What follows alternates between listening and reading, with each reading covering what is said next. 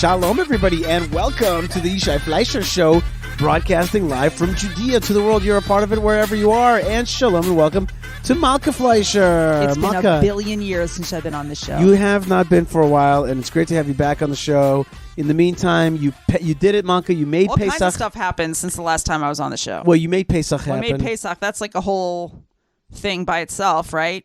Right, Jewish people out there? That's right. Am I right? There's Jewish people, and then there's the ones Jewish people that are married to Hungarian women. There's, with respect, okay? I saw this really funny, I don't know if it was an Eretz Nehederet, but like some Israeli comedy routine where like these two Moroccan grandmothers, or were they Yemenite grandmothers? I can't remember.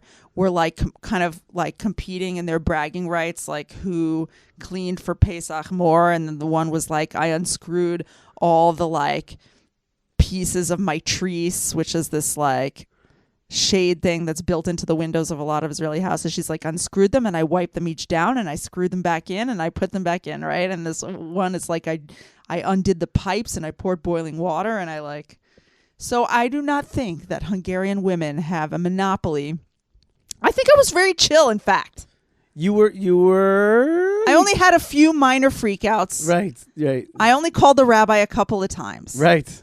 Like 6. Whatever. And I only like had to calm myself, take a hot shower, breathe deeply. Just a few times. You did great, and we had a great Seder. And indeed, as promised, we did have a bonfire at the Seder night for the second part of the Seder, and it was really fun. It was really nice. It was really cool. It was special. It was definitely memorable, and that was cool. And then we had one rest day, and then we went off on vacation, and we went to Tzfat, the holy city of Tzfat, right. and where I haven't been for years and years. I feel like. And one of the things that happened was a little miraculous, which was we were considering going down to the graves. There's a lot of important graves, a lot of important famous rabbis, spiritual masters. Right.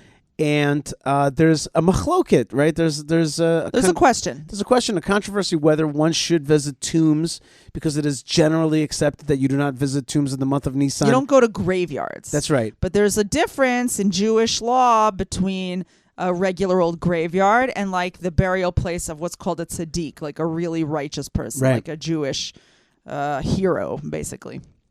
And so then there's a controversy. And we asked a couple people. We talked to a couple rabbis. Well, we were about to go. We decided it was okay. It was okay. We were about to go, and then one of our children had a bathroom accident, and this pulled us back. And I said to myself, "Oh my gosh, we were just about to go." And I'm like, I guess this was not meant to be. We got to go take care of this business now. And then we were delayed, and it was just not going to happen. And then we went to the Ashkenazi Aries Synagogue, this beautiful old synagogue, 500 years old, beautiful synagogue. And we named after the person that we wanted, whose tomb we wanted to go see. Right. And it was locked. And I said to the people around, I'm like, oh man, is it locked? And the guy's like, some dude there is like some rabbi. He's like, yeah, it closed at 12. Yeah, and I'm like, oh, and man. we got there at like 12:20. Right. He's like, but do you want to go in? I'm like, yeah. And he takes out a key. Sling. And he opens it right up. And wow. And it was a great rabbi, a Russian rabbi living in Tzfat now. And he let us in, and it was just very special. It just felt like... And he was very kind also. It felt like, it was like, over here, I don't want you to go, the Arizal said, but over here, I do want you to go. It was awesome. We got to pray. It was awesome. Yeah, we prayed. And the kids got to see. We also went on to a hike into an amazing like wadi ravine that was just, we had what's called a... Nachal Betzet. We had what's called a tree bath, which means that we really immersed ourselves in the roots and foliage of the trees of the land of Israel, and of a way that kind of draws a river down into the sea. Very beautiful. Wow, and we didn't even get to do the whole hike. That's right. But we did part of the hike. It was beautiful. Yeah, it was what beautiful. weather. Oh man. Also, I got to say, if you want to go somewhere around springtime, I don't know, let's say Pesach, Chol HaMoed, the north. Israel's north. I mean, I'm sure the south too. If we'd gone to the south, we would have been like the south. But we went to the north. It was so green. Yeah. Except for yellow flowers. Yellow flowers. Like everywhere. Flowers. Yeah. It was so lovely. We really love amazing. the north, but we don't go as often to the north. We had a thing in the year that we went to the north.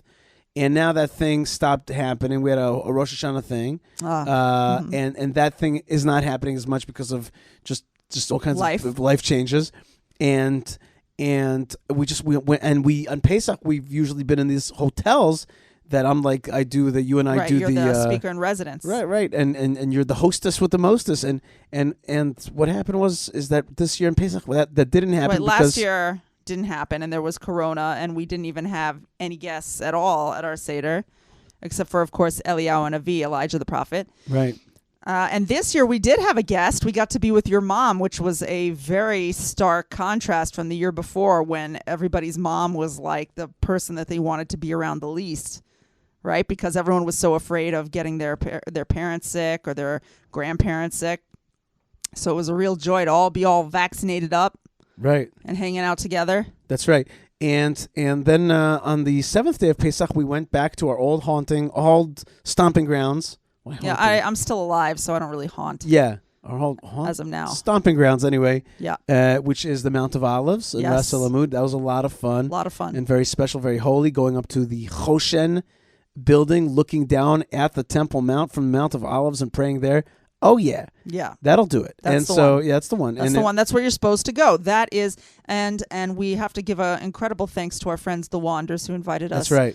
In Yerushalayim. But I have to say that we also made a concerted effort to get to Jerusalem, because even though the pilgrimage festivals are not pilgrimage festivals right now, we still try to do a little pilgrimage to Jerusalem. We try to get to the Kotel and say our hellos and give our prayers and make it three times a year. And to see and to be seen. Right.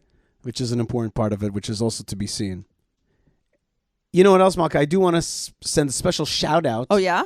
To Avraham. Who helps us get ready for Pesach and helps us take care of the cleanliness of this household through his awesome business here in Judea of finding... Of helping people find nice people, make shidduchim. He makes shidduchim for cleaners. That's right. And that is an amazing thing. And he's also an avid listener of the Yishai Fleisher show in Israel podcast. And I just want to wish him a shalom. Wow. Okay. Avram, we're saying hi to you.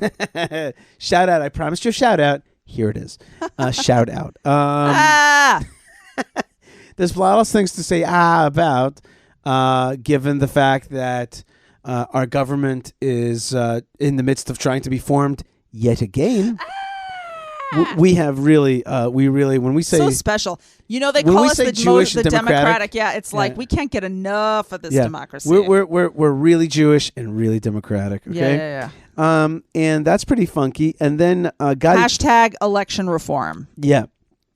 And then in the United States, we have, in Washington, they're trying to break up the anti-Iran kind of coalition and kind of making... what do you mean they? Who's they? The White House is making overtures against... The Biden administration. That's right, making overtures towards Iran. Also, you know, Biden made a little phone call to our region the other day, because as it is, we've been following a little bit this story in which there was a little like intrigue in the Jordanian monarchy, and there was like almost a coup of the brother. Basically, King Abdullah has a bunch of siblings from the multiple other wives that King Hussein had. Queen Noor's kid basically was going to make a run for the throne, and now he is quote unquote under the protection of Abdullah, aka we're never going to hear from that guy again. But anyway, President of the United States Joe Biden made a phone call to King Abdullah in which he also heartily reminded him how much of an avid supporter of the two-state solution he is. Because I don't know why. Why was that part of the conversation? Hey, listen, we're really glad you didn't get overthrown and coupified. And also, we support a two-state solution. Great talking to you guys. You know what I mean? Yeah. That's fine. So great. Thanks a lot. And I think there is a connection, though. The connection is when the fake Jordanian monarchy goes down. Yes. That's the moment where we all say, there's hello, your state. There's your Palestine. Which is very nice, by the way. Jordan, very nice, seemingly. It could be nicer if that King Abdullah wouldn't be as darn corrupt as he is, and actually There's would care about a lot of corruption. Do you know like in when this like region. there was like 6 people died in Jordan because the hospital like turned off the oxygen by mistake, and that's what led to some of this like coup stuff because people. Oh, were is just, that right? Yeah, because people were just like, what? We can't even get the literal air. Yeah, give me the air exactly. Right. What else?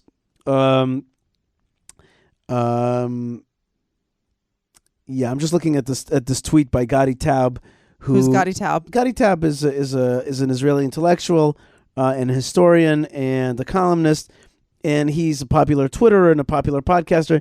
And he's just like our enemies are doing these things like this pro-Iran movement, weakening Saudi Arabia, which could be an ally of Israel. But here in Israel, we're having a hard time putting together a coalition. Right, to like pass basic budget stuff. When basically the nationalist right-wing camp is an overwhelming majority, but because of internal kind of hates, we're unable to do that. And in the next section of the show today has 3 sections. I have a monologue section where I do a little like 10-minute monologue about things that are inside my mind that I can't share with you directly, Malkah, but want to just talk it out myself out loud. You understand? So I did a monologue section. Wait, what do you mean you can't? Oh, we can't do it together. We can't. I just had to. You just had to let it all out. Stream of consciousness thing. It was basically like where you just got to say what you want. Right. And then afterwards, Rav Mike Why? Feuer, What would have happened if I had been there? Then you would have had to listen to me talking the whole time, and it's just me. Boring. Yeah, exactly. No, just kidding. JK. But that's the next section, and that's at the eve of Yom HaShoah, right? Israel Holocaust Memorial Day, right? And I was right next to the tomb of the forefathers and mothers while I recorded that. Wow! And I thought that was a kind of powerful. Wow, that's a beautiful juxtaposition. It is. You know what I mean? Thinking about the parents right. losing the children, through, and then bringing them back. I also talk about a police officer who I saw his name tag. Yeah. It's funny. I actually didn't talk about this, but I saw 2 crazy police officer name tags in the last 2 days. One was I was in a hospital. Yeah. And taking care of some business there, and I saw police. It was really kind of funny. First, I saw a man in manacles and handcuffs going to the emergency room with 3 cops surrounding him, 3 police officers. And I turned to one of the police officers. I'm like, "Hey, can you just explain to me what's going on? I'm not trying to get into the tell me everything. Yeah, I'm not trying to get into the business here. Just explain to me how I understand this. You know, I'm Jewish, you're Jewish. We all want to talk about the things." And he looked me in the eye. He kind of sized me up as police officers are wont to do. He like sized me up. He's like, "All right, so here's what's going on," and explained to me. And I looked at his name tag, and his name tag was David. That guy's so nice. They had to name him twice. David. And I was just like, whoa. And I'm like, I pointed at his tag. I'm like, David? He's like, yep. I'm like, do you have a middle name? He's like, nope. So I was like, wow, that's pretty neat. Cool. And David. And I was like, I've heard of a guy one time named Israeli. That was a great story. That's right. That's right. That's a story of a guy named Israel Borensteinberger Witzenberg, and he was a captain of a ship, of a Navy boat when Ben Gurion came on the boat, and the guy's like, "What's your name, officer?" And he was like, Israel Borenstein Klein Witzenbergenstein, and Owitz. And Ben Gurion's like, no, well, I'm getting off the ship in 5 minutes. You better have a different name. And the guy's like, Israeli. And Ben Gurion was like, good deal. Sounds like the name on my credit card. You know what I mean? Right. And it was like Israeli. So I saw David. That's it. Not Davidi. Not David Davidovich. Not those are good names. Yeah, no, it was David. Guy's so nice. And today, and I talk about this in the next section, I saw a police officer. His name was Amishav Haleli. Wow. And I'm like, bro, that's one heck of a name there, Amishav Haleli. And he's like, but that isn't my last name. It just wouldn't fit on my name tag. No. I'm like, what is it? He's like, Amishav Haleli Ben Chevron. No. And I'm like, no. He takes out his ID card. What? Yeah, and he like this old ID card too. He takes out this ID card and he's like, and it said Ben Chevron.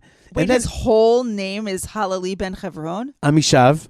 No. What's his last name? Ben What does he Chevron. put on his SAT Well, when he has to Halali- fill in all those bubbles? See, I didn't record this in the next section, but I found out. So remember this. Halali Ben Chevron? So yeah, Halali Ben Chevron, and it turns out that Halali may have been Khalili. And Khalili is from Khalil, which is Ben Chevron, which is Hebroni. Khalil is the Arabic for Hebron. For Hebron. So wow. yeah, there you go. And then I wow, was this thinking, really plays into your whole I wish I had a more Israelified name debate. Yes, it the does. The famous debates. It's this not, is like it's not a this is like debate. the 10 years war that we've been going through. I need you guys to help me out there. I need you to help me help write an email to Malkah and help convince her that I want to change her last name. And one of them I'm thinking about is Amishav.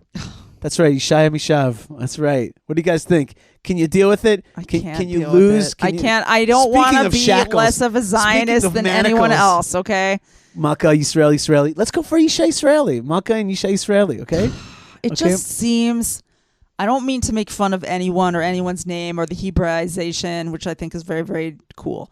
But it's like, it just seems a little kitschy to me somehow. Wrong.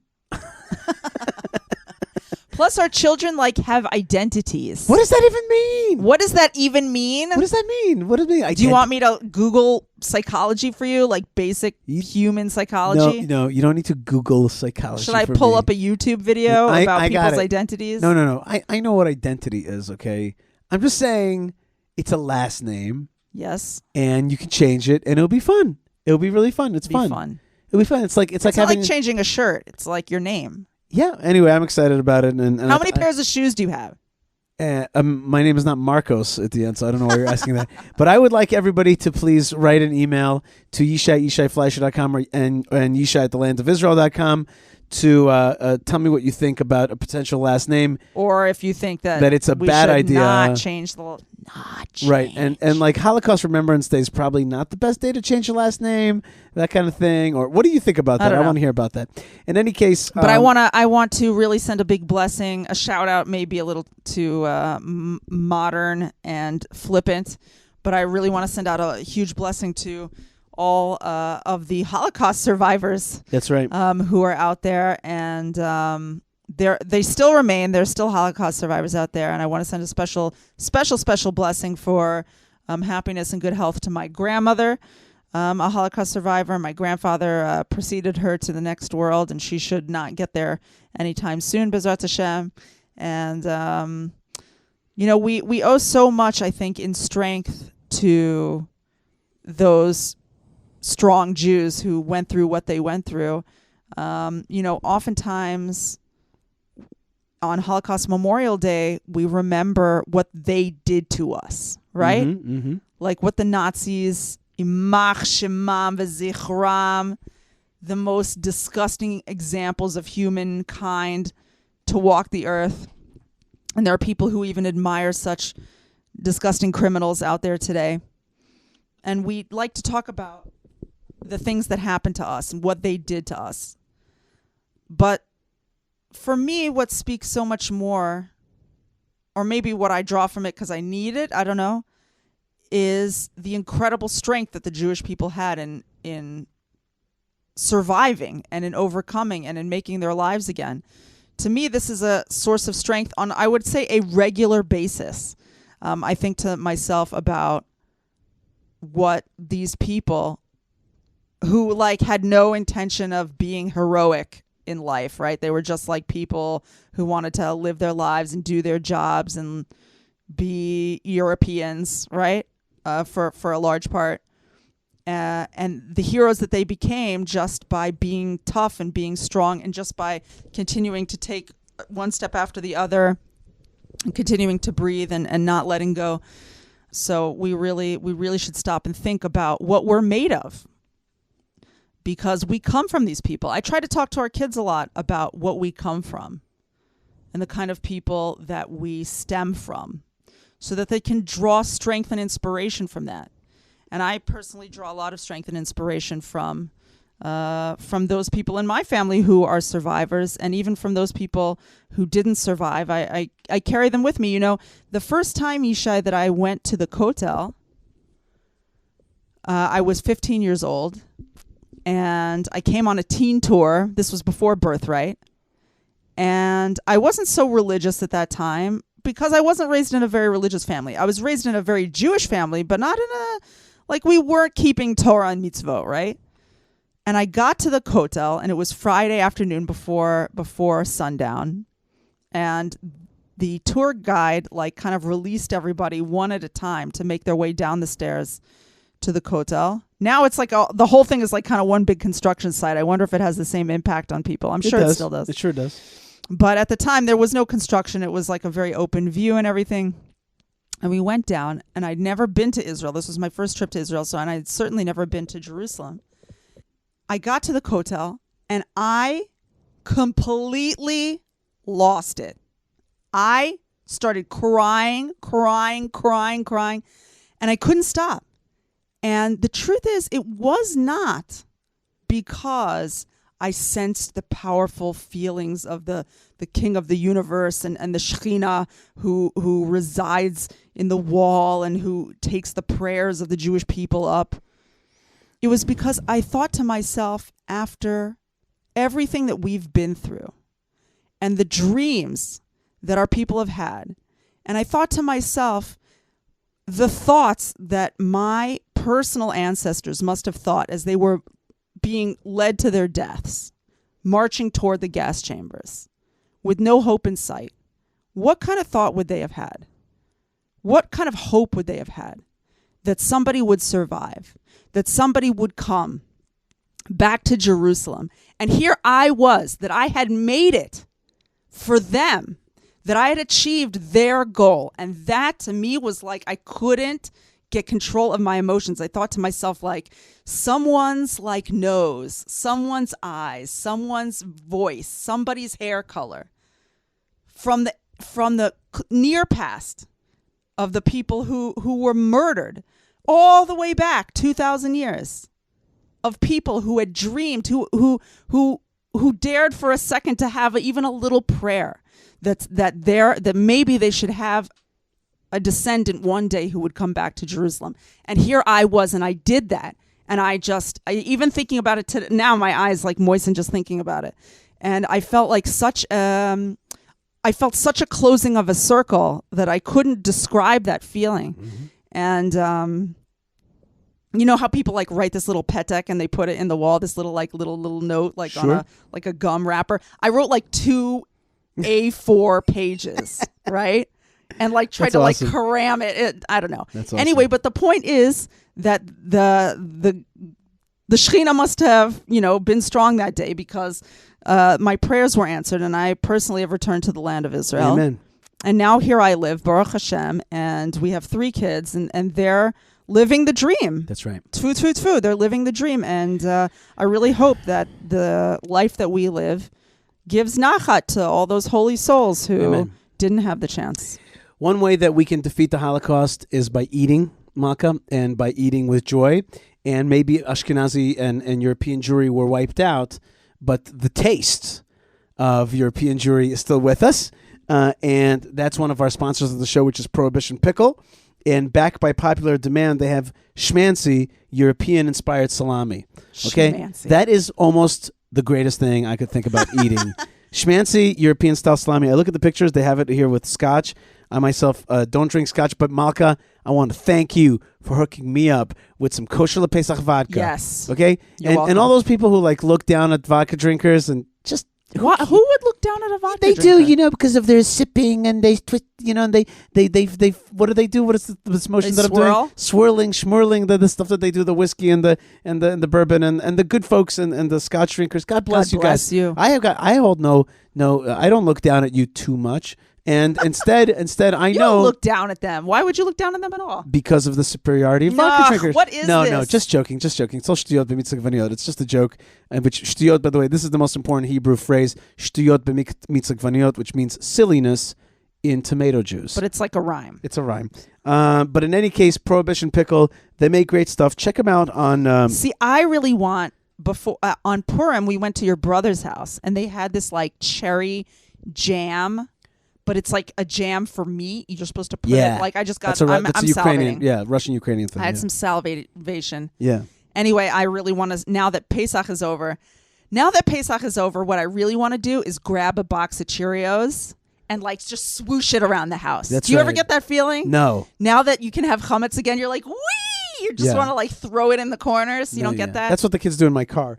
But in any case, I want to restock. I'm like in the zone. Look at this picture on Instagram of Prohibition Pickle salami. I want this. That looks. That's a hard salami. That's what I'm talking about. I want it for this Shabbos, Malkah. Okay, tfu. No tfu. Go get it, okay? I said tfu. Okay, so that's Prohibition Pickle, and they're one of our sponsors. Check them out on Facebook and on Instagram.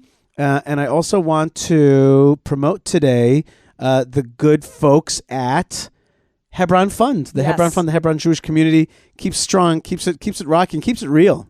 The tourists are coming back a little, no? Tourists are coming back, and so are the journalists. I'll be talking about that next. And my love for journalists, not. And we'll be talking about that next up. But tourism is definitely coming back to Hebron, and you could be part of it as well. So we hope to start making your plans for the summer, start making plans for the famous Simcha Hachbaum tours, etc. And in general, support the mothers and fathers and do the mitzvah of Kibud Avim. Kibud Avim. Respect your parents. Or honor your parents. Who else did you want me to mention today, Malkah? I thought there was somebody else that you wanted me to mention for today's show. I don't know. It'll have to come back. But in any case, I guess one sponsor that I always don't mention enough is our own channels, which is the YishaiFleisher.com channel. And if you haven't been part of the show in a while, if you haven't been part of our projects, truth is right now we've got tremendous projects in the works. If it's turning Route 60 into the Derech HaTanach, the road of the biblical highway, the Israel Biblical Highway, IsraelBiblicalHighway.com, down the line, not ready yet, but we're working on it.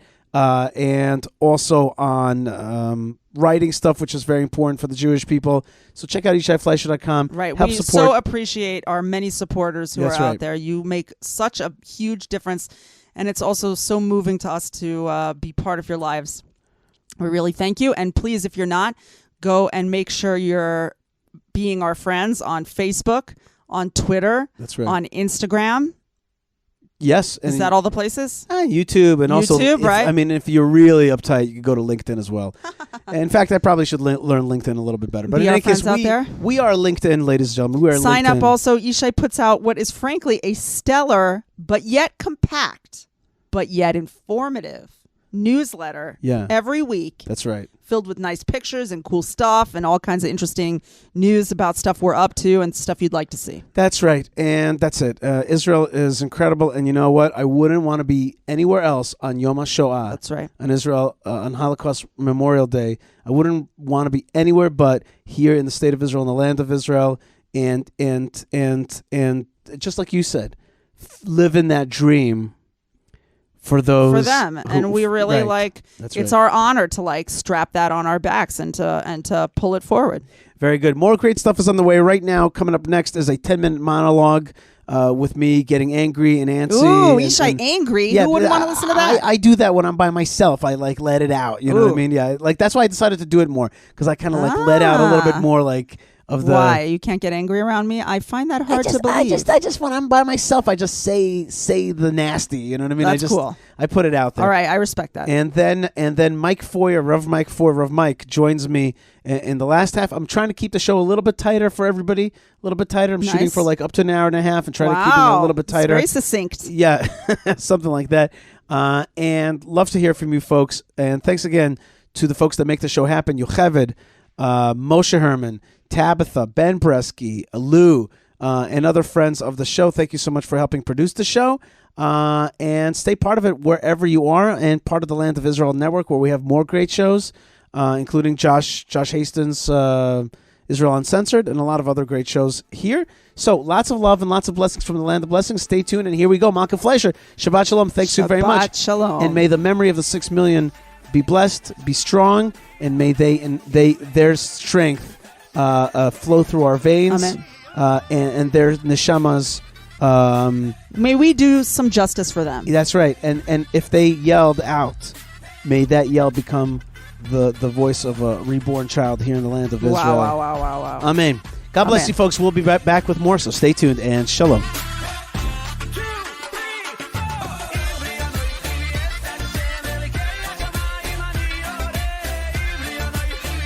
All right, folks, you are listening to the Yishai Fleisher Show, and this is a little segment that I thought to myself it's time to do more of.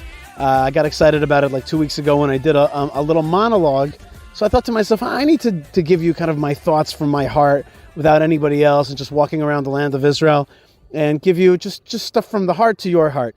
And right now I'm standing next to the tomb of the fathers and mothers in Hebron. It is a warm night. It is Yom HaShoah night.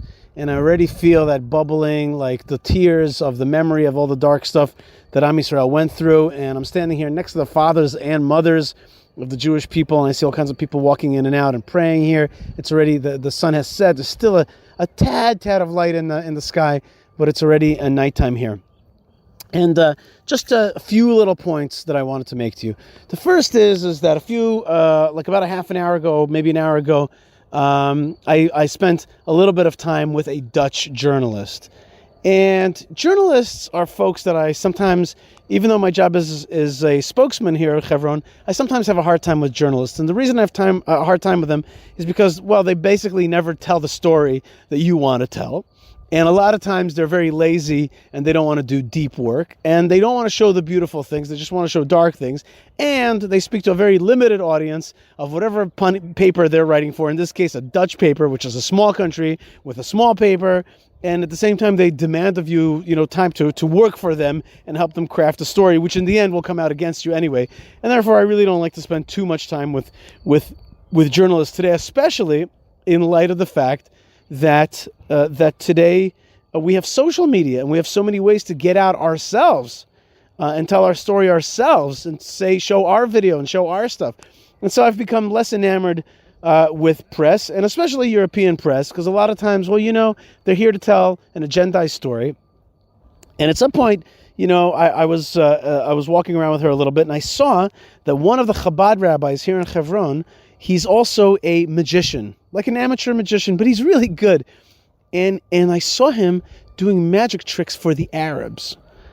And making them like happy and light and just having conversation. And I said to her, "Who's going to report this story?" She's like, "What story?" I'm like, "Look, there's a Chabad rabbi and he's doing magic tricks for Arabs right here on the street that everybody calls it Shahada Street and 10th Street." I said, "Will you point this out?" And I'm talking to her about this. In the meantime, her genius photographer goes right towards the Arabs and the Chabad rabbi and starts taking pictures. Immediately, of course, the Arabs flee. Why?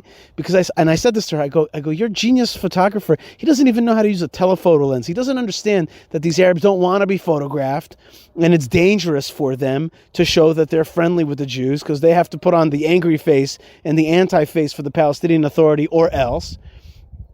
And I'm like, "You really?" And I started getting angry inside. I'm like, "You don't know how to tell my story. And here I am on the eve of Yom HaShoah, and you're a Dutch journalist." And frankly, the Dutch weren't so great. They gave up their Jews to the Nazis. Holland did. Of course, there were people who did not. But as a country, that's what happened. And I thought to myself, it started welling up in me, this anger. And I thought about the pain and the horror that the Jewish people endured. And yes, it was all Mishamayim, but somebody from Hashem, but somebody did these evil acts. And I thought to myself, well, who is your grandfather exactly? In my heart, I thought this. And just this kind of anger welled up in me. And given the fact that I knew, and I'm already experienced enough to know, she wasn't going to write a positive story about the Jews of Hebron returning to their homeland. She wasn't going to write about the decent coexistence.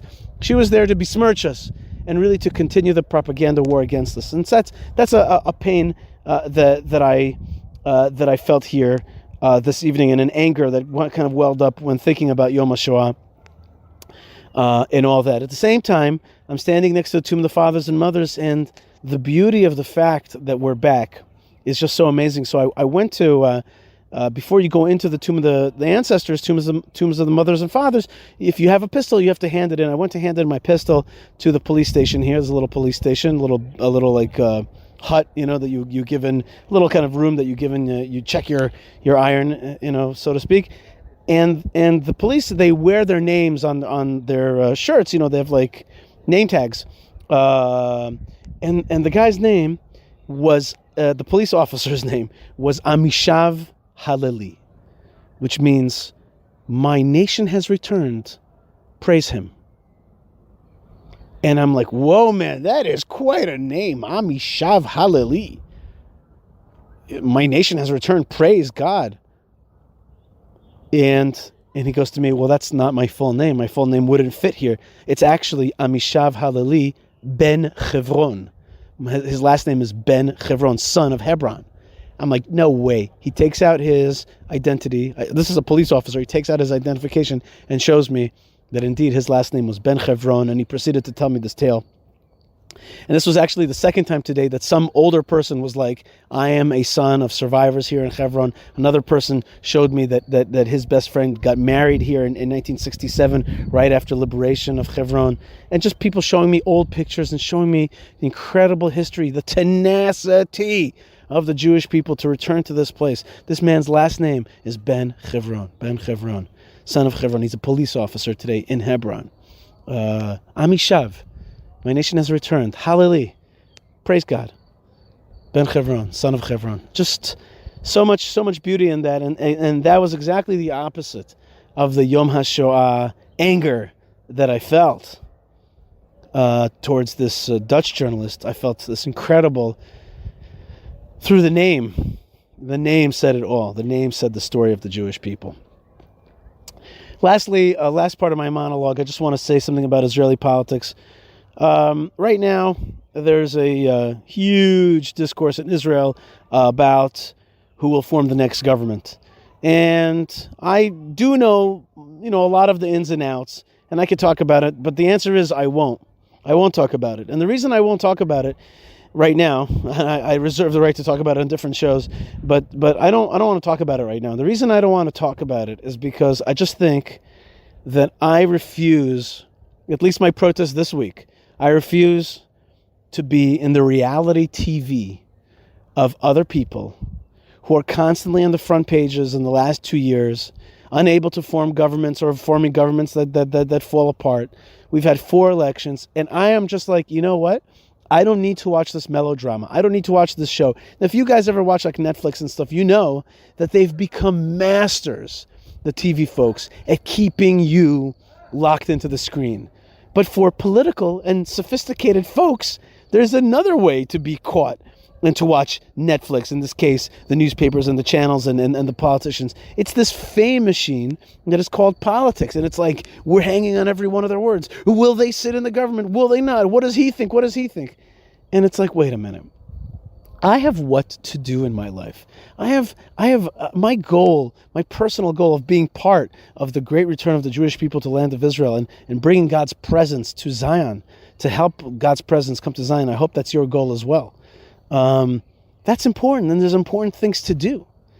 And I'm not going to be sucked into this reality TV just to constantly be like, hanging on words of these politicians who were supposed to be basically civil servants and representatives to move budgets and security and education along, and not to be so full of themselves and full of their personalities. And so I've really decided this week, take a break. Let's work on the real things. Let's be real. Let's be real, because Israel is real. Let's be real. And so I feel actually very light, because I feel that we got to do, that I'm going to do the stuff that I can do to move the story forward. And I really want to bless you also to move the story forward, and not just to know about the story, not just to be a follower of the story or a person who yearns or feels passionate about, but really, no, that's not enough. We got to be part of the story. And as I said in a previous part of the show, which I think is so true, which is the Torah, the Talmud tells us, the Yerushalmi and Shkalim that we're learning now, and Daf Yomi says the Torah was written in fire. It was black fire and white fire, and it was created in fire.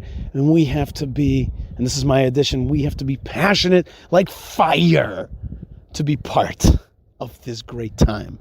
passionate like fire. We got to burn and be excited. And if you think like myself, maybe I'm satisfied with my fire. No, we got to be even more passionate. We got to take it to one step further, and we got to take our shlichut, our emissary work, like Lubavitcher Rebbe has taught us to be shlichim, to be emissaries, one notch higher. So I want to wish you this Yom HaShoah, this Holocaust remembrance and day of Holocaust heroism and return, to really be part of the story, in any way that you can. And I'll, with the help of Hashem, I'll be here with you as well, here on the Yishai Fleisher Israel podcast. And I am sending you lots of love and lots of blessings right now. I'm doing my best, little me, to channel to you blessings from Marat HaMachpelah, from the tombs of the fathers and mothers here in Hebron. So lots of love, friends, and stay tuned for Rabbi Mike Feuer, who we talk about the Torah portion, kashrut, the issues of being an eternal people, and also Holocaust Remembrance Day in light of the return of the Jewish people to the land of Israel. Lots of blessings from the land of blessings, and shalom.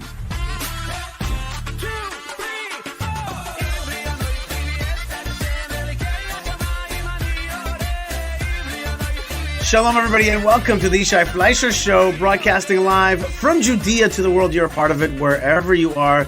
Shalom, and welcome to our first post-Pesach show. And we haven't been here for a while.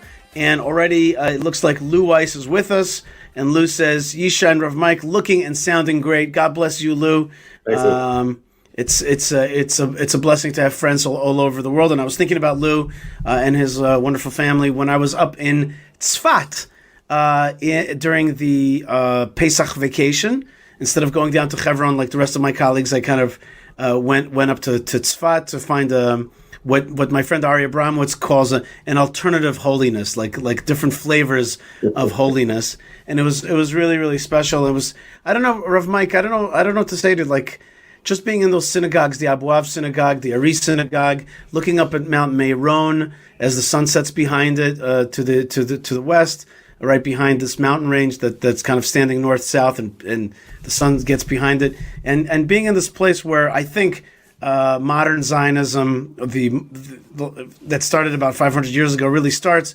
It's just very, just a great way to have a Pesach holiday. What do you think about that? How was your holiday? To me, Svat, like you're speaking about the spiritual revolution that occurred there in a very intense and relatively brief period in the 16th century, was the turning point that opened the doors for the physical return. I agree with you 100%.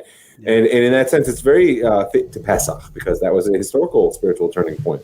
So I see the energy. My Pesach was really wonderful. It's a lot of work. I did a lot of cooking. I am the cook. I can promise you that the underside of the drawers in my kitchen are still probably fairly clean.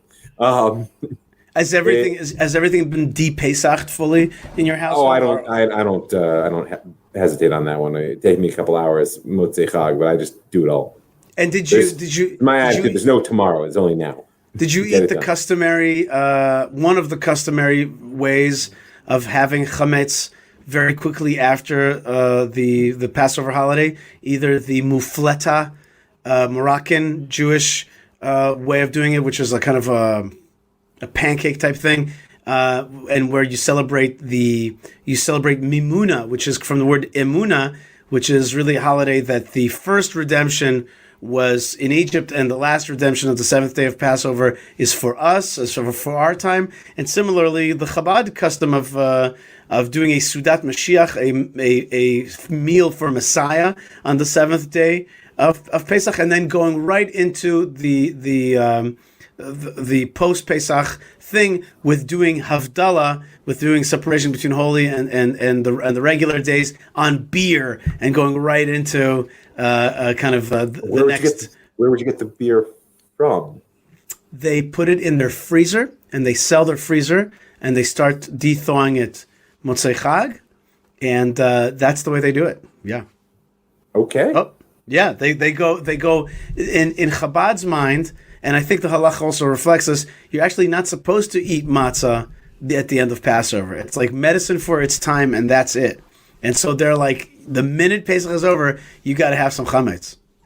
I mean, I do the American Ashkenazi Israeli thing and order pizza for my kids. the people don't know that the pizza places really they make their whole year's worth of Erev Chag and Motzei Chag. Are you kidding me? That's right. Basically, in the poorhouse, what happens is that I'm knee deep in changing the kitchen, and I just put red tape across it, like, do not bring that in here until I am done. That's right. We got a lot of friends that are joining us. We got Allison, who says the sound is good from here in Manchester, UK, and right across the street. Not really projecting. Yeah, that's right. And right across the street is Mark Pickles, who says, "Good morning from Manchester. We missed you guys in the past few weeks." I think I've asked this before. Mark, do you know Allison? Allison, do you know Mark? Yeah, you guys should, more or less every time you do. Yeah, what's that? You ask it every time. Right. Okay. And then we're just all in the UK today. Shalom from Hove, UK. Blessed to be part of your discussion again on this special day. We will never forget. We're going to get to that in a second. And I just want to point out that I'm wearing a bracelet. This one says "Live with Passion."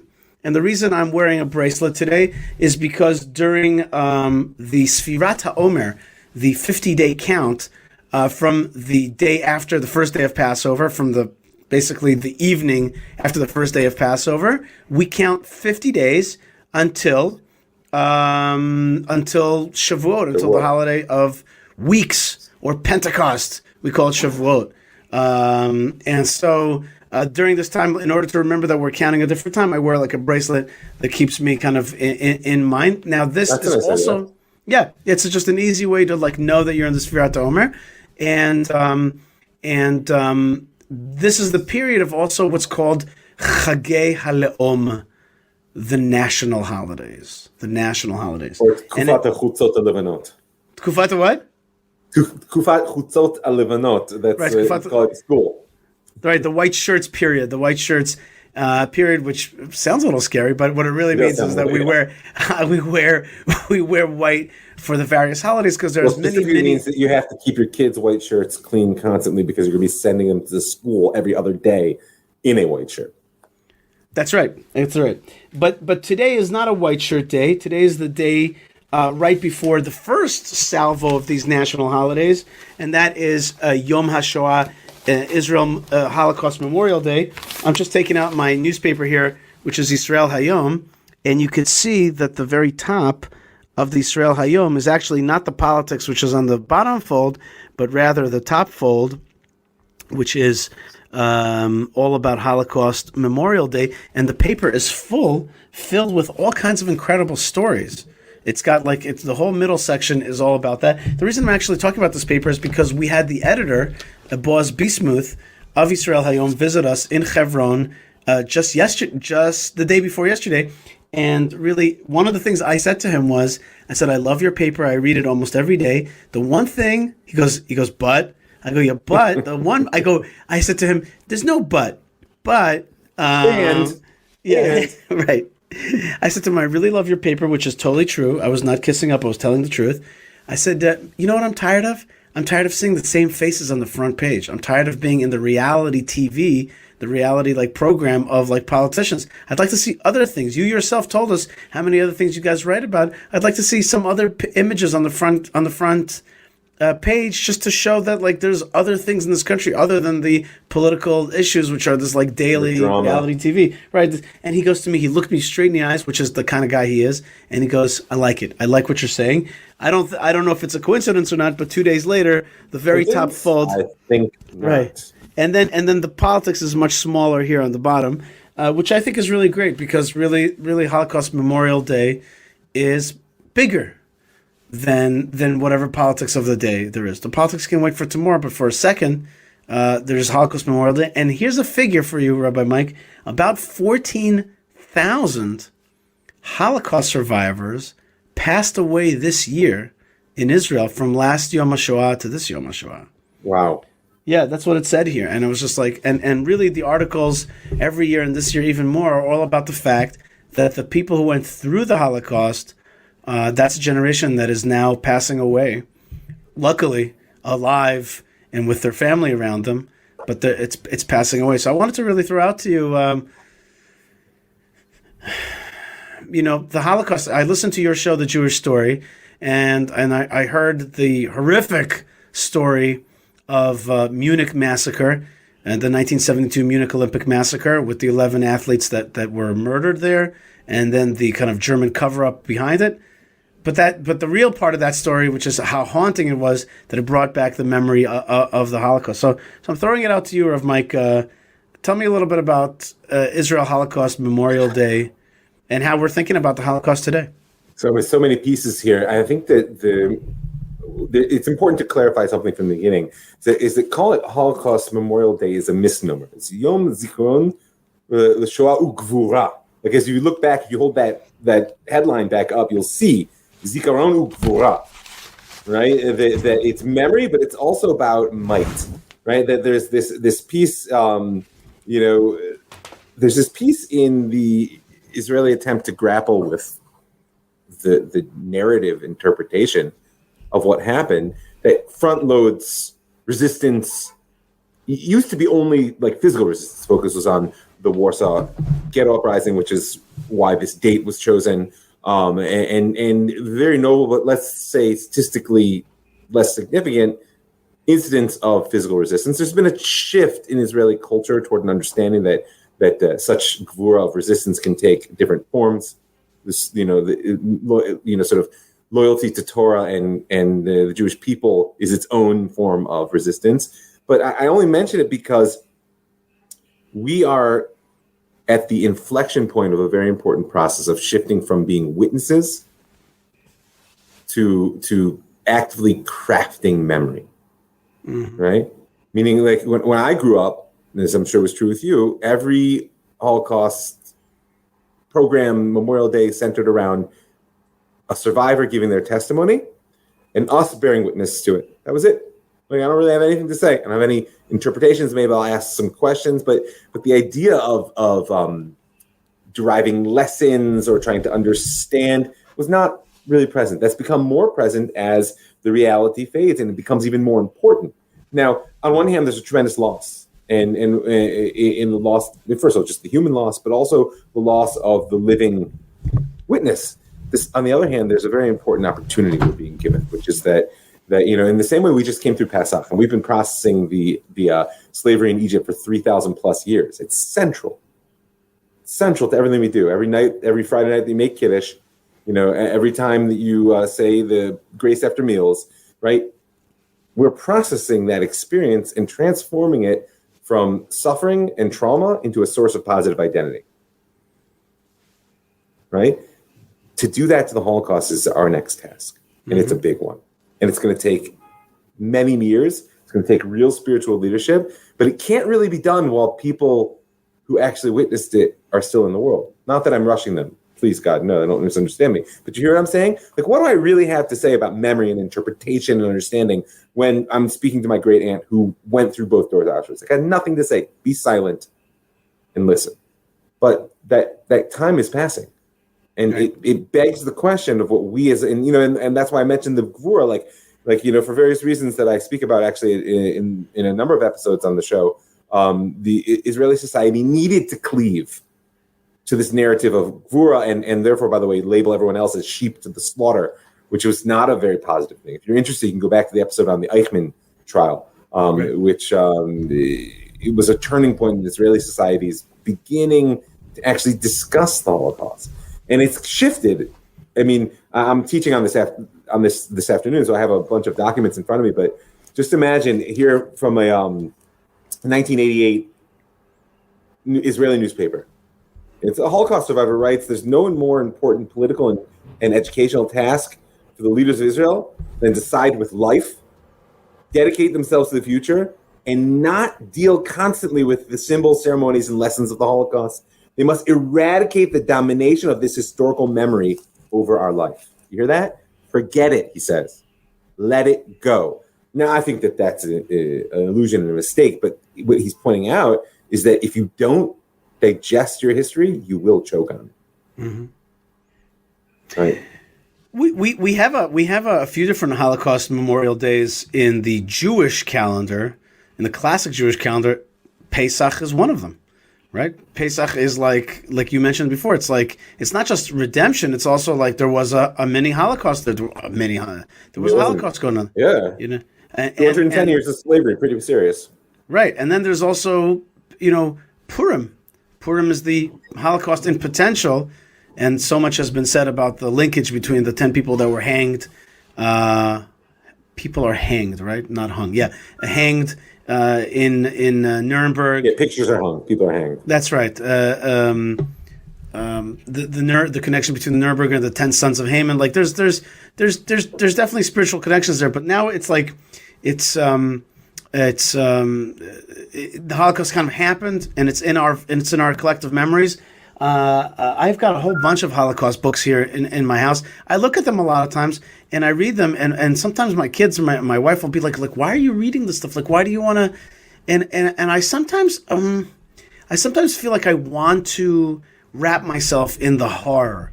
I want to actually feel it, experience it, and become, I'm going to say something very politically incorrect, angry through it. Like, I want to feel the rage, and that rage is like a rage of never again.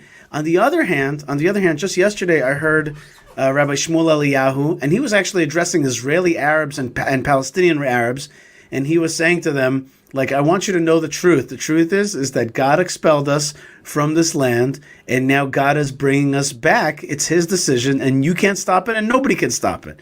And the ICC can't stop it, and the world can't stop it, because that is what God has decreed and decided. He made an amazing video yesterday. But in another sense, on one sense, it's like there was a horrible people who did a horrible thing against us.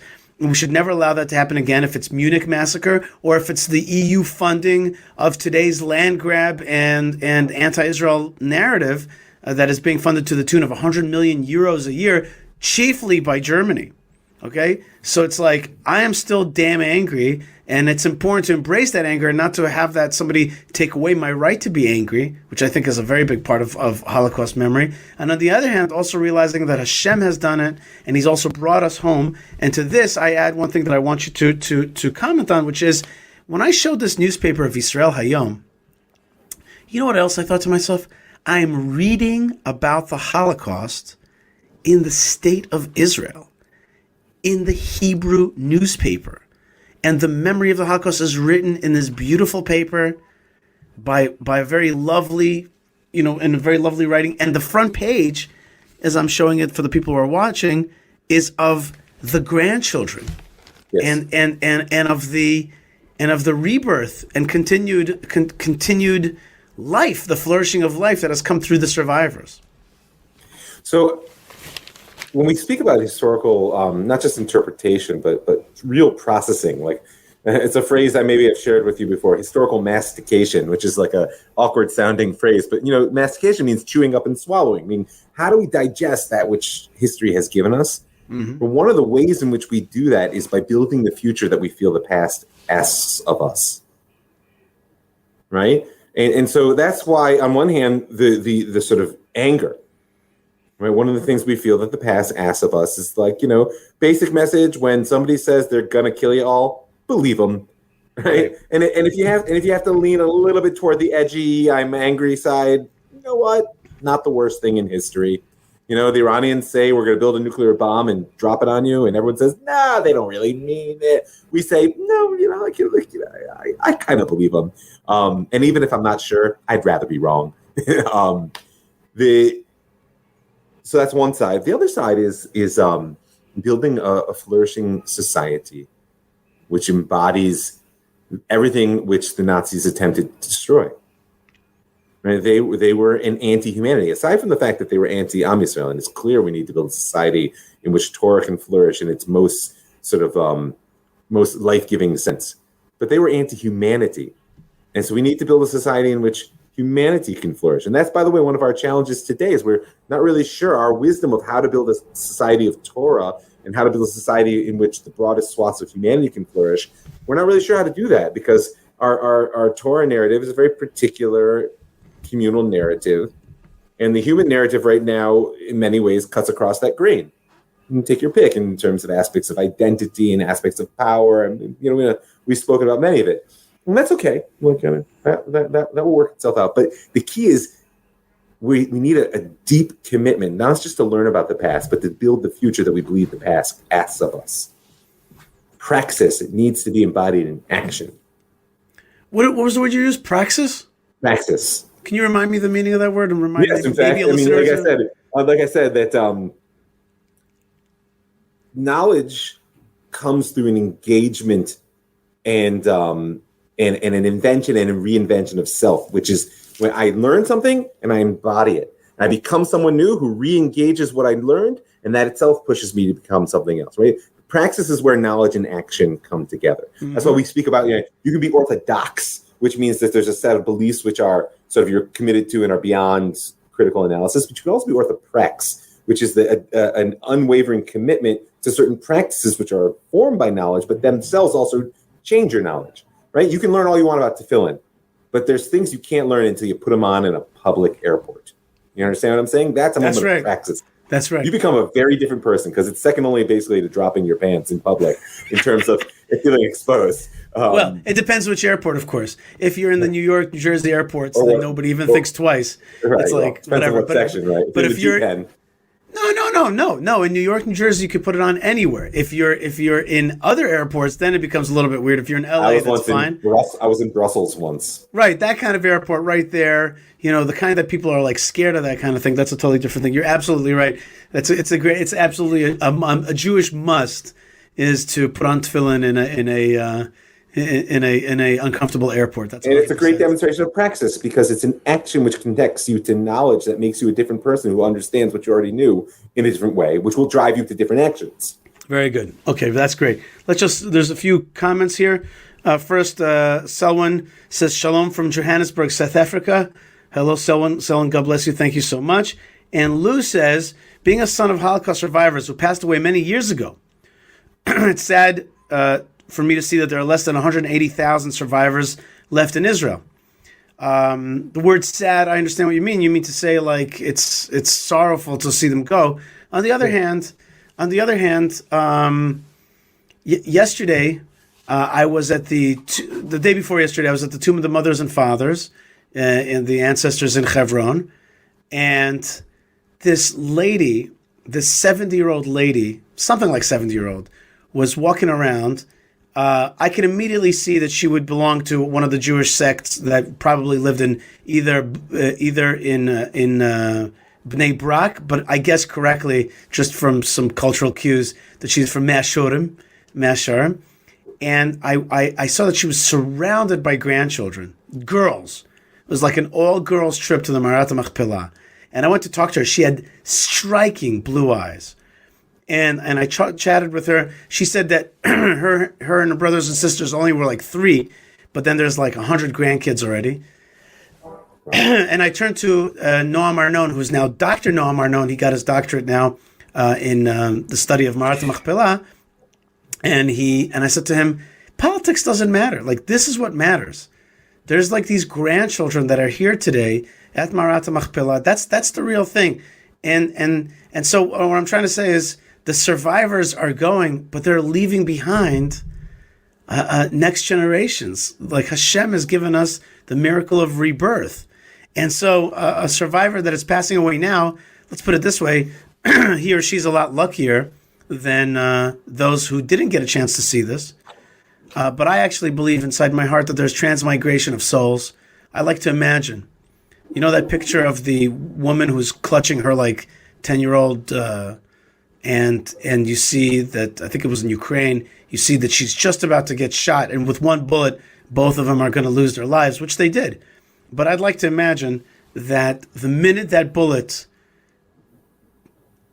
destroyed those lives, that very second, in a movie-like fashion, a child was born 60 years, 70 years later in Eretz Yisrael, and that child, that was the same neshama, that's the same soul. I like to believe that at that very second, at the same time, it was 70 years later, and that soul was born there. It's a kind of movie-like visual. Next thing is Denise says, being the daughter of Holocaust survivor, I thank you for bearing witness. Never forget, never again. I think we should also say, and Baruch Dayana Emet, and Baruch Hashem, Hashem. There was evil in this world, but Hashem at the same time allowed it. I guess there's a conflict between those things. You remember the old joke, right, Rav Mike? Remember the old joke? The grandson comes to the grandfather. This is my favorite Jewish joke. Grandson comes to the grandfather. He says, Grandpa, do you still believe in God? And his answer was, after what he did to us. I messed it up. After what he did to us, which is like, like, of course I believe in God. He did it. I may not like it, but it was definitely him. Speaking of that, let's go on to the next section, which is dovetails very perfectly, which is the book of Leviticus, Vayikra, and the Torah portion of Shmini, the 8th day. And for 7 days, the tabernacle is being put up and put down by Moses. And on the 8th day, it's time for the Kohanim to take up their job of being the people who give sacrifices. But on that very day, which is also Rosh Chodesh Nisan, the kind of first day that the tabernacle is going to be really active and activated, it's also going to be the day where tragedy strikes, and that is that the two sons of Aaron, of his 4 sons, 2 of them, Nadav and Avihu, offer up a strange fire. Did they give a strange? Did they bring a sacrifice that was not called for?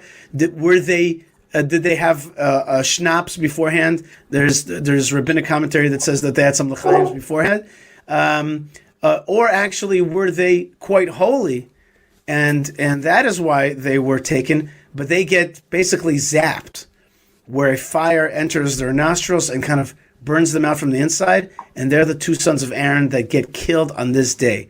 Now, on the one hand, there's plenty of commentary that says they had made some grave error and were punished.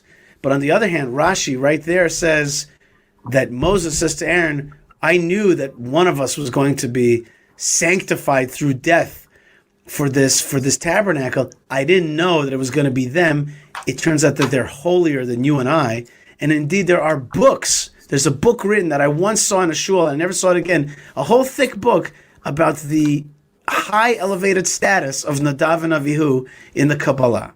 So it's like the victims of the Holocaust. On the one hand, they're taken. Was there an anger against them? Was there an anger against that generation? And on the other hand, we know that through their sanctification, somehow that also was part of the rebirth of the Jewish people in the land of Israel. And, it's the nature of Torah as life that you can tell both stories.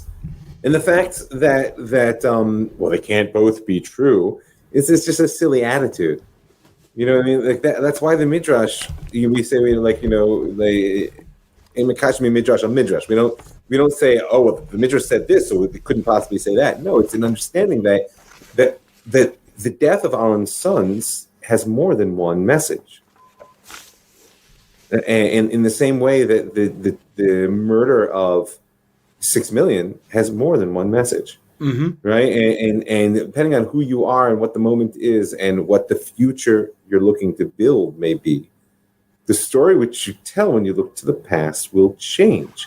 But to me, it's important, especially for people who aren't necessarily familiar with the story, to just note that Aaron's response, I think, is the most important initial response, right? The verse I'm looking now at chapter 10, line 3, when Moshe comes down and says, as you noted, right, that, this is what God told me. He says, "Bikurai Kadesh," right? I'm going to be sanctified through those most close to me, in the sense that they were somehow the final sacrifice in the construction of the tabernacle. That image that some people put forward, that the 6 million, right, their deaths were what finally opened the gates for where we are able to sit now. And I'm not asking people to accept that. It's just there is a relationship there, just in chronology.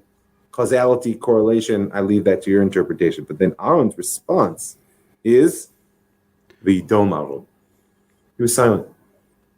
And I think that our ability to stand silent first and then to commit ourselves to an action of building the world which we feel this terrible tragedy demands of us, and only then to enter into the narrative constructs of how do we tell the story. I think it's a very important instruction that comes out of this parsha. Vayidom Aaron, and we here in Israel, we will be standing in silence on Yom HaShoah tomorrow, and also in Next week in Yom HaZikaron. Interestingly enough, this issue of standing in silence has also become a political issue, where some members of Israeli society, most notably Arab Israelis, a lot of times, and Arab Israeli Knesset members refuse to stand in silence sometimes in these days, and that's a source of huge contention.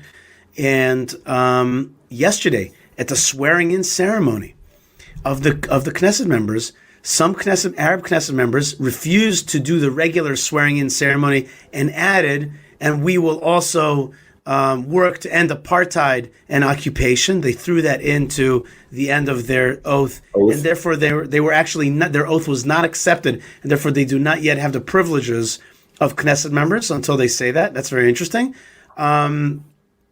Moreover, when the Hatikvah was sung, some of these Arab Knesset members left the plenum in order as a show of rejection of the Hatikvah. So definitely very dramatic stuff. And then the president of Israel refused to be at the famous kind of picture of all the heads of the parties and the Supreme Court, the Chief Justice of the Supreme Court, and the Prime Minister, the heads of the parties, and the president. He refused to come in there in some kind of protest. So there's really some also rumblings about the very fabric of the state of Israel. So that was, there was definitely meaningful drama drama. I wonder whether it's meaningful, because as we've spoken about and we were speaking about before the show, there's a difference between drama, which is simply sort of like interpersonal attempts to cut through the noise and seize attention, and drama, which is based on a recognition that as precious as the vessel of the Knesset and the state of Israel have been in getting us where we are now, they're not the final product. Right. And so therefore, we need to open ourselves to the question of what's the next stage of building, and how much deconstruction is going to be necessary for there to be a reconstruction. Yeah. Like I see the Knesset behind you there. And sometimes you have the Mikdash and sometimes you have the Knesset. And like, I wonder how much those two buildings at a certain point begin to stand in opposition. Right. And where the momentum of Jewish history goes then. I have written a few times, that the Knesset is one of the holiest buildings in Israel. And what I mean by that is very simply the decisions of the reborn Jewish state are taken there. And people just jump on me and they just say, how could you say this place is holy? And I'm like, well, because it's holy not in the same way that the Temple Mount is holy, but it's holy in a different way. And it's, and it's quite, if you believe that the rebirth of the state of Israel is a holy endeavor, now not holy in the sense that it's sacrosanct, that you can't, disagree with it or also see its dark sides, but like there's a holiness to this thing. And people don't agree with that. And it's really not so easy to always keep those things at the same time, especially when sometimes decisions in the Knesset are to uphold things that are really contra to that Beit HaMikdash attitude. And yet that's the dance, right? And the beauty is sometimes in the dance and not in any one of the dancers. Listen, it's not new. I mean, I'll give you an image that you're familiar with that our listeners might be less so, which is that, there was no king who brought more idolatry into Am Yisrael than Achav. Right, king of the northern kingdom of Israel. Nonetheless, Eliyahu HaNavi, the prophet Elijah, who was, the zealot for the Lord, ran before his chariot. Why? He was Mechalek Kavod L'Malchut, right? He gave honor to kingship, and that's not simply a bowing to power.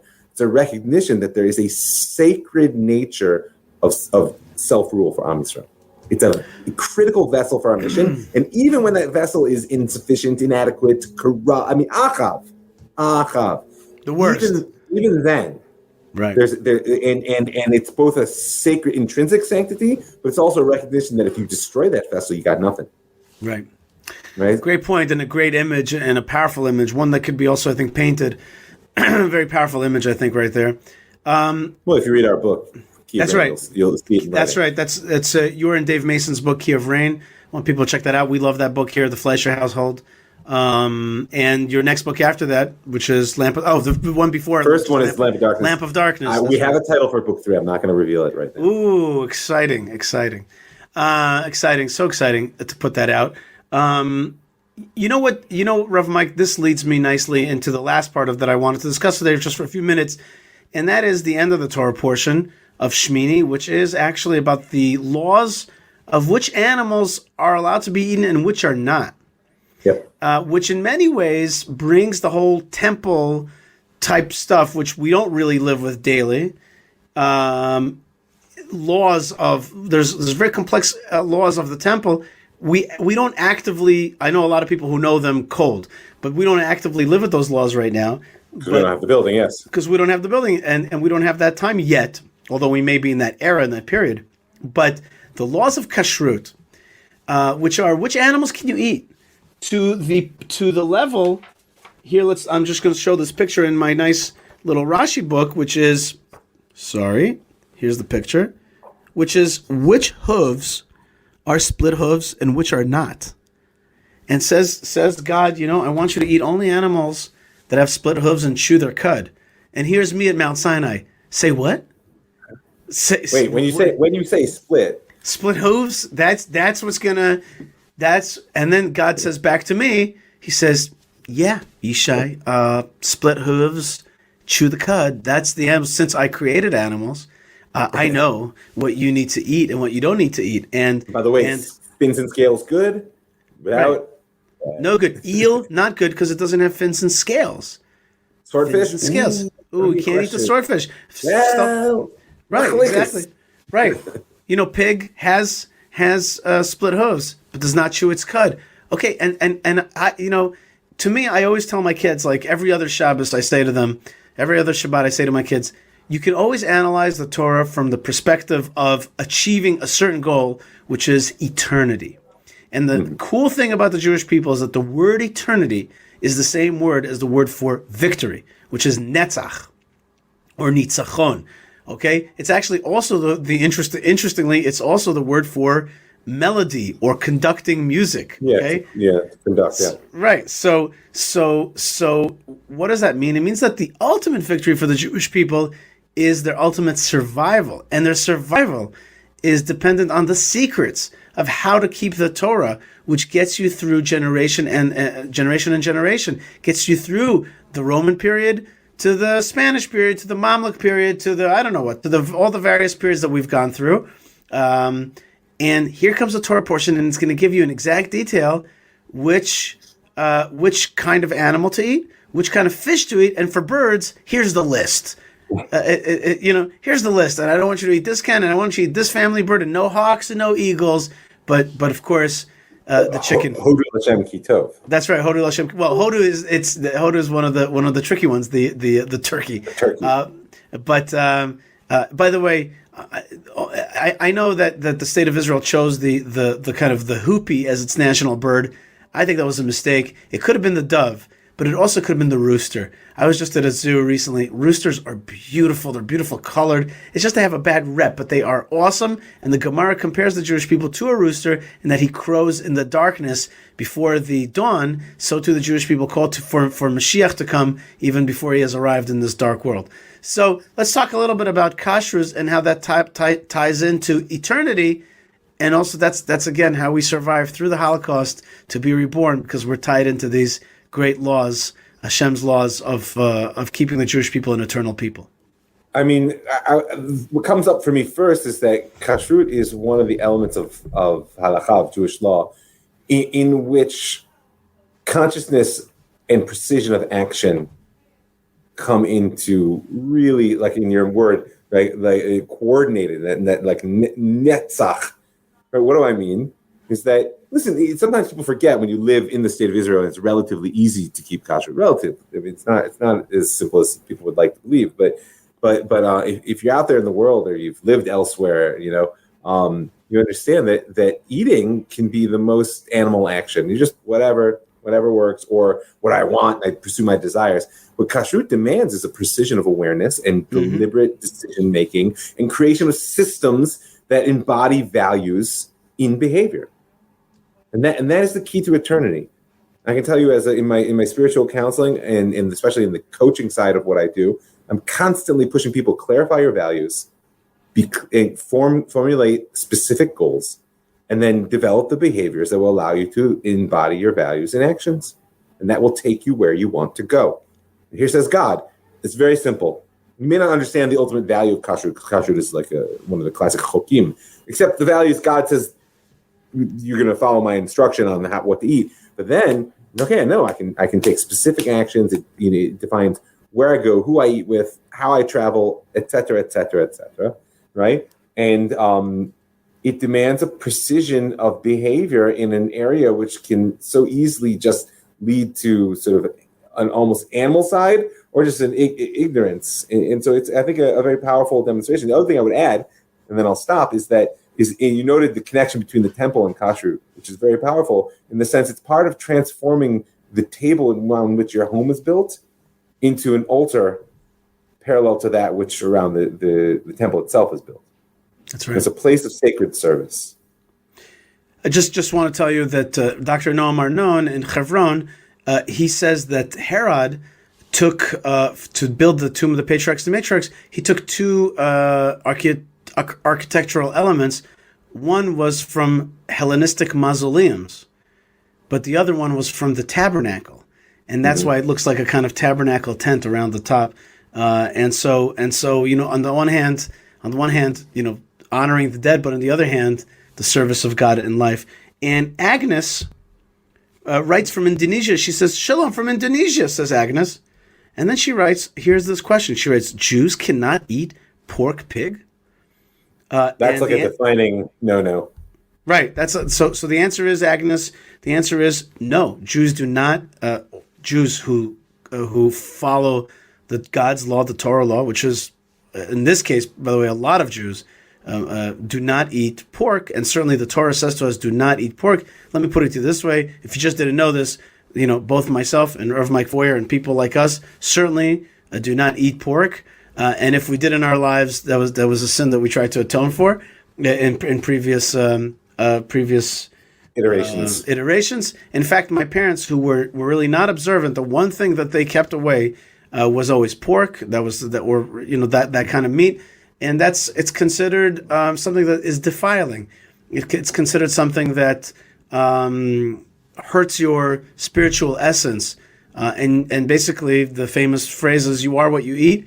And God says to us, "I want you to be holy animals. I want you to be pure animals, and do not eat pork." And in general, there's a big question. People like Rav Mike Feuer even stay away from meat altogether. That whole discussion of how to eat properly. And just to add one more point to that, which is we have a very didactic slaughtering system. And that slaughtering system is meant to be humane on the one hand, and on the other hand, the Kabbalists say that this is meant to release the spirits that are the Gilgulim, the spirits that are trapped in animals and in food. And the way to do that properly is to eat it in holiness, to wash your hands properly, to say a blessing, to chew things in a way that you also concentrate on where it all came from and what's there, and releasing the energy to use food not as something that you just throw down the gullet, but rather concentrate on it, get the most godly energy, be the most efficient burner of the food, the gift that God gives you, by concentrating on it, by giving it the recognition that God gave you this food in order to energize you, that He brought you this food at this time, that He protects you, and really to make the act of eating a much more solemn and concentrated act, and therefore a consecrated act as well. Let's finish up. Mark Pickle says, "Fascinating to learn that victory, eternity, and music conducting are related in Hebrew. It makes me think of the last lines of the last psalm, where the temple orchestra and the choir are a microcosm of the world coming into harmony in the breath of God." Absolutely, that's absolutely true. Mark, look it up. Mark, netzach. It's an amazing word, and the middle of Psalms. One of the sort of categories of psalm is la menatzeach. That's right. It was written for the conductor. And that's the music that we play. In many ways, we're the music. The Jewish people are the what's it called, the soundtrack. Music of the soundtrack. They're the soundtrack for humanity throughout history. Oh, I'm going to think about that one. Yeah, they're the soundtrack for humanity. The history goes on, but there's like something that's always playing there, always in the background. We got the beat. That's right. Rav Mike Feuer, speaking of the beat, I want to thank all the folks that make this show possible, like Ben Bresky. Why do I say the beat? Because he used to have a great show called The Beat on Earth Sheva many moons ago. Yeah, Ben Bresky the Beat, and Moshe Herman, and Tabitha, and Yocheved, and our friend Lou Weiss, all people that help make this show happen. I want people to check out your spiritual counseling that people can find at ravmike.com, and your other podcast, which I'm a big fan of, called jewishstory.co. So I want everybody to check that out. And I want everybody to write you an email. What's your best email, Rav Mike Feuer? Yeah, ravmikefeuer@gmail.com. Bang! Just like that, folks. Just like that. ravmikefeuer@gmail.com. And you connect with me easily, yishai@yishaifleisher.com, or Yishai at thelandofisrael.com. I'm going to throw out one more thing, which is I'm really trying to push my family to change my last name to Hebraize it. Yes, Really? yes. I've grown. Thankful for the last name Fleisher, and now ready to move on. So I'm trying to revolt here against that. So if anybody has any thoughts on that, on what you feel would be a good last name, or if I should do it or not, and yourself also, Rav Mike Feuer, you could if you have time to chew on that, that'd be fun. Yeah, we'll talk about that. I have something in mind already, but I'd love to hear other people's opinions. And I guess that ties into Yom HaShoah, which is, remembering where we came from, remembering the people that survived, that God gave the gift of survival, and being reborn in this land in our time, in our great time, and really being, more than anything, I think we owe it to the Holocaust to be excited, to be alive, to be excited, to be serving God in fire. We just learned in the Daf Yomi that God gave the Torah in fire, that it was created in fire, and we have to serve God, therefore, in fire, and come out of the fire of Auschwitz and into the fire of serving God in excitement, and certainly serving Him in a time where the Jewish people are reborn in the land of Israel, and not to succumb to the extinguishing flame retarded, flame extinguishing forces of cynicism and of darkness, but rather get excited, turned on, and really serve God in fire. When I speak with you, Rav Mike Feuer, I get fired up. So I want to thank you very much. That's my name. That's right, Feuer. That's right. It's funny you say that. Right before Pesach, I had to take some of my kitchenware and burn it. Not burn it to destroy it, but go a flame over it. And I'm like, where should I do that? And I remembered my good friend Baruch Brenner. I'm like, Brenner, that's your last name. I went over. He had, Brenner means like flamethrower, and he had the flamethrower. So we did it there. So your last name is Feuer, means fire.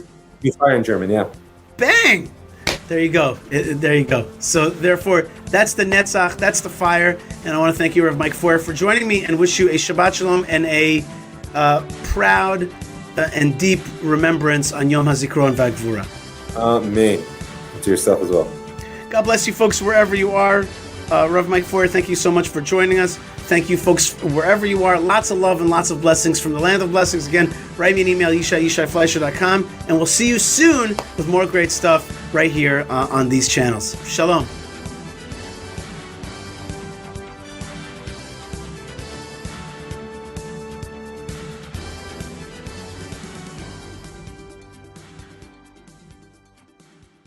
Join the Land of Israel Network Fellowship. Sign up today and join the revolution, inviting the world to learn Torah from Judea. With Jeremy Gimpel and Ari Abramowitz. We may come up short on becoming the person we want to be, but that's not the point. Happiness is progress. Wandering aimlessly through a meaningless life is a recipe for suffering. What could be worse than walking around the desert for absolutely nothing? But as long as we are walking toward the land of Israel, every step has purpose. For more information, visit thelandofisrael.com/fellowship.